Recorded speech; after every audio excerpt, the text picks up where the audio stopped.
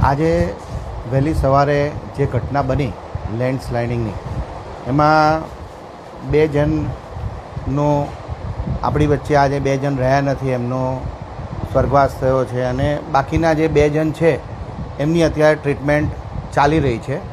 2 જણ જે હતા એમને સામાન્ય ટ્રીટમેન્ટ આપીને અહીંયાથી એમને રજા આપી છે.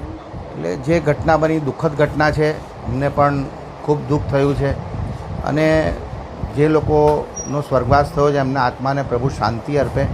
આપણું વહીવટીતંત્ર બી તરત જ ત્યાં આગળ પહોંચી ગયું હતું.